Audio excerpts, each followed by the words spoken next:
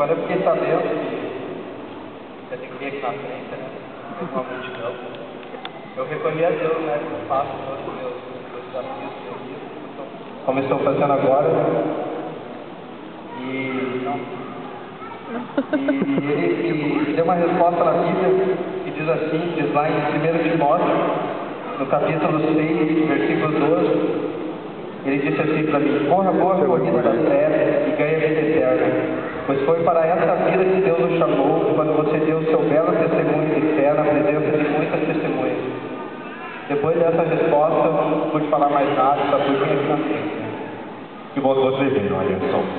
A história do Anderson, ele vai contar resumidamente pra gente, mas eu sei que você foi usuário de drogas. E eu quero que você conte pra gente com que idade você começou a usar, durante quanto tempo você usou? Eu comecei ali nos 13 anos, né? Usei dos 13 aos 20 e usei quase todo tipo de maconha, o crack, a cocaína, me afundei em várias drogas. Mas hoje estou aqui, né, para testemunhar e contar um pouco desse testemunho do milagre da minha vida. Amém. Anderson, durante o tempo em que você foi usuário de drogas, dos 13 aos 20, você contou, você mantinha o vício? Como é que você conseguia recursos? Porque isso tem custo, não é? Tem bastante. Eu trabalhava com o Cláudio, o baterista do VOG, e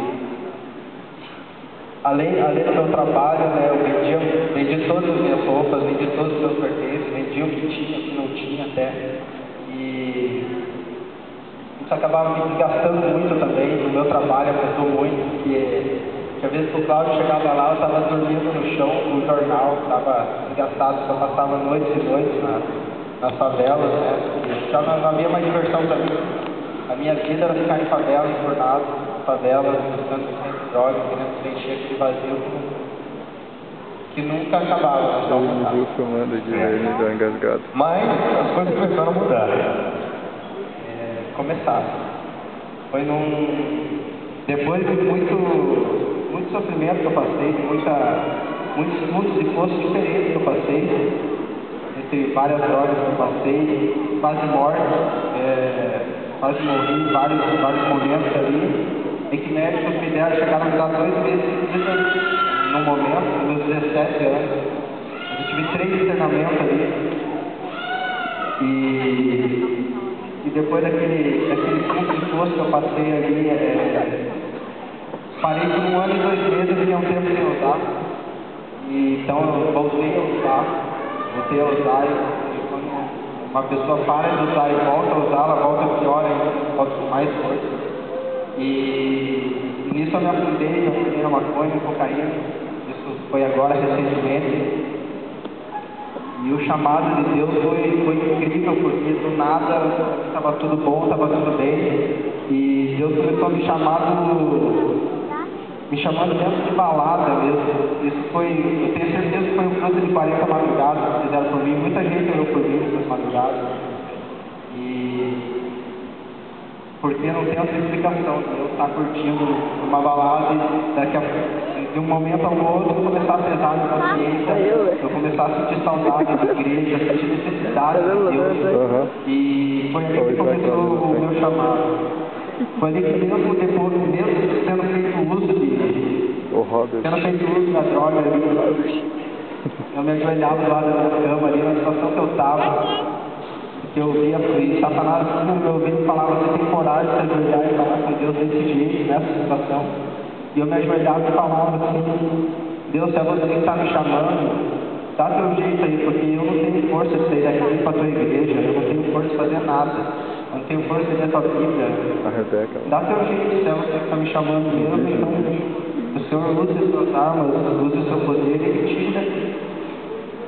Nisso eu lembro que eu fiz uma oração que dizia assim, eu estava morando fora nessa época, e eu disse assim essa oração para Deus: Deus, se o Senhor quiser me tirar daqui de baixo, fazer que eu volte a morar com a minha mãe, que eu volte a ter uma vida disciplinada, o Senhor deu o seu jeito, mas tem que ser um jeito prático, porque se for um jeito carinhoso eu não vou entender, né? Porque eu sempre fui meio tranco, né? Se não tem que quebrar a cara para aprender, não Precisava de uma reação forte. precisava. Foi aí que o rapaz namorava, ele teve uma briga feia mesmo, uma semana depois de salvação. E ali rolou até ameaça, aconteceu até ameaça, eu falei, pô, a resposta mais óbvia que essa não sei, né? Aí eu voltei pra casa da minha mãe. Você tem certeza que Deus estava tomando conta da situação? Aí que eu comecei a perceber que aquelas minhas orações, que eu achava que eu estava passando certo, elas estavam realmente ouvidas por Deus. Certo. E você voltou então para a igreja ou você foi para a igreja? Você disse no momento aí que você sentiu saudade da igreja. Voltei para a igreja. Eu me batizei em 10 anos de idade, fui batizado, cresci na igreja, a família da igreja. Com 13 anos eu acabei criando. Bom, voltando, nós estamos acompanhando aqui, Anderson, imagens do batismo. Quando foi isso? Foi dia 20 de setembro, faz 2 semanas. Dia 20 de setembro, estava ali novamente, entregando nas mãos de Deus, deixando que Ele controlasse completamente a sua vida. Depois de tudo isso, Anderson, foram 7 anos, né, dos 13 aos 20, 7 anos, longe dos caminhos do Pai, longe dos caminhos de Deus. Agora você volta e você lê na Bíblia e percebe que Deus pede que você venha aqui falar para essas pessoas, contar o seu testemunho. O que você tem a dizer? Qual o recado que você tem de importante para os jovens, principalmente para os jovens, para os adolescentes, quem sabe que passam por momentos difíceis, é um momento da vida em que a gente está meio que perdido, mesmo sem saber o que fazer, o que vai querer. Qual o recado que você tem, depois de toda essa experiência que você teve? Olha, eu lembrava muito, nessa época que eu fazia essas orações, me sentindo impuro, me sentindo indigno de estar recorrendo a Deus. Eu lembrava muito daquela frase assim, venha como está. Às vezes a gente acha que a gente tem que melhorar primeiro, que a gente tem que estar digno para ir lá pedir para Deus, entendeu? A gente tem que ir do jeito que a gente está mesmo. Se você está usando droga, cara, se você está... O efeito que tiver na tua cabeça, vai lá e ora, cara. Não deixe passar essa oportunidade. Porque às vezes pode ser a última chance. Eu acho que Deus está fazendo chamados agora. Jesus está mostrando que Ele sabe. Os sinais já não mentem mais. Agora não é mais breve, Jesus voltará. Jesus está voltando mesmo. Não tem mais o que negar. E se Deus está te chamando, cara, se você sente uma voz, cara, essa voz não é da sua consciência, é o Espírito Santo te chamando. Porque Ele trabalhou muito na minha vida. Quem olhava para mim e dizia, nunca diria que eu estaria aqui na frente falando para vocês hoje do milagre de Deus. Nem eu mesmo diria isso na época. Eu estou aqui, eu acredito, eu acho um privilégio e o amor que Deus tem pela gente, que Ele recebe a gente, após isso, mesmo quem está desviado, eu achava que Ele não era... Eu me achava que Deus não ia mais me querer na igreja. Ele recebeu com amor, Ele fala comigo em sonhos, Ele fala comigo por músicas, Ele fala comigo, Ele virou meu amigo íntimo mesmo, Jesus, sabe? Amém. Silmara. Eu quero fazer uma pergunta para o Anderson. Eu queria que ele contasse para vocês, porque tivemos que resumir aqui, mas é um fato assim que marcou muito. E o quanto o inimigo queria a alma do Anderson. Queria que ele contasse para vocês um domingo que ele ligou na minha casa, às 8 horas da manhã. Qual era a situação da vida do Anderson? Esse dia foi um dia bem complicado, de bastante sofrimento. Né? Eu tinha passado a noite usando drogas. Nessa época eu usava muito crack, né? Que é a droga que está destruindo.